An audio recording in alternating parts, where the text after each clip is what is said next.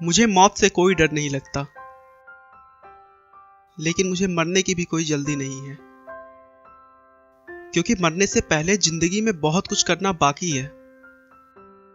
ऐसा कहना है महान और अद्भुत वैज्ञानिक स्टीफन हॉकिंग का, जिसके शरीर का कोई भी अंग काम नहीं करता।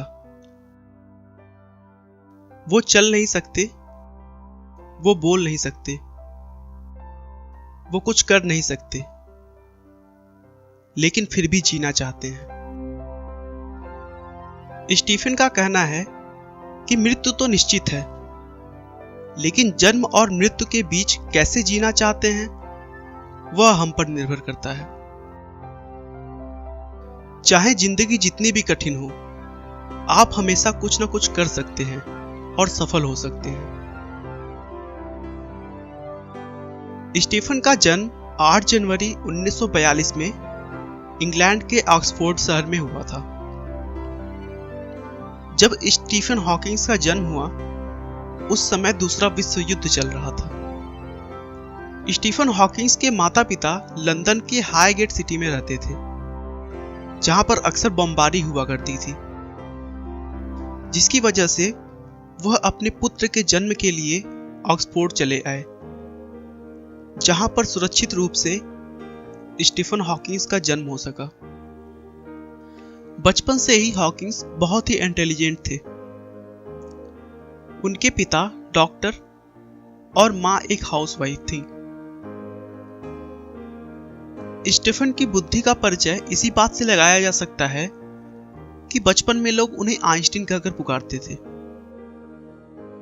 उन्हें गणित में बहुत दिलचस्पी थी, यहां तक कि उन्होंने पुराने इलेक्ट्रॉनिक्स उपकरणों से कंप्यूटर बना दिया था।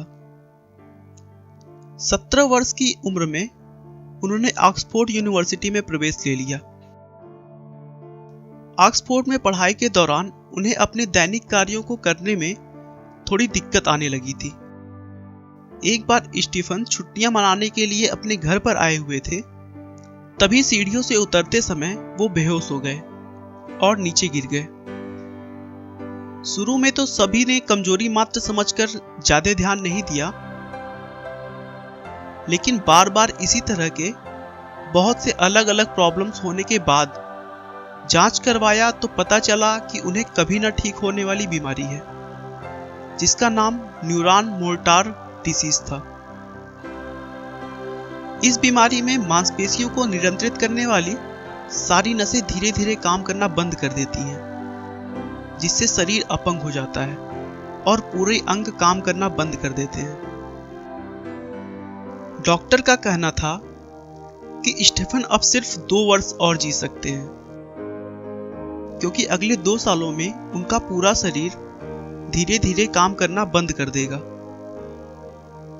स्टीफन को भी इस बात से बड़ा सदमा लगा, लेकिन उन्होंने कहा कि मैं ऐसे नहीं मर सकता, मुझे जीवन में बहुत कुछ करना तो अभी बाकी है।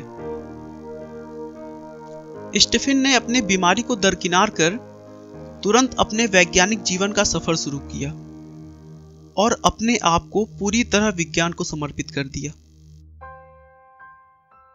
धीरे धीरे उनकी ख्याति पूरी दुनिया में फैलने लगी।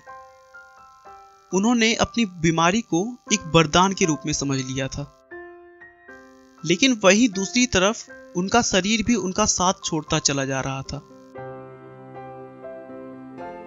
धीरे धीरे उनका बायां हिस्सा पूरा काम करना बंद कर दिया। बीमारी बढ़ने पर उन्हें व्हीलचेयर का सहारा लेना पड़ा। उनकी ये चेयर एक कंप्यूटर के साथ बनी है, जो उनके सर, उनकी आंखों और उनके हाथों के कंपन से पता लगा लेती है कि वो क्या बोलना चाह रहे हैं। धीरे धीरे स्टीफन का पूरा शरीर काम करना बंद कर दिया था, लेकिन उस बीमारी में एक प्लस पॉइंट भी था कि इस बीमारी से स्टीफन सिर्फ शारीरिक रूप से अपंग हो रहे थे, ना कि मानसिक रूप से। उसके बाद लोग यूं ही देखते चले गए और हॉकिंग्स मौत को मात पे मात दे रहे थे। उन्होंने ब्लैक होल का कॉन्सेप्ट और हॉकिंग रेडिएशन का महान विचार दुनिया को दिया। उन्होंने अपने विचारों को और सरल भाषा में समझाने के लिए एक किताब लिखी, a brief history of time, जिसने दुनिया भर के विज्ञान जगत में तहलका मचा दिया। दोस्तों, स्टीफन हॉकिंग्स एक ऐसा नाम है जिन्होंने शारीरिक रूप से विकलांग होने के बावजूद अपने आत्मविश्वास के बल पर विश्व का सबसे अनूठा वैज्ञानिक बनकर दिखाया है, जो विश्व में न केवल अद्भुत लोगों बल्कि सामान्य लोगों के लिए प्रेरणा बने हैं।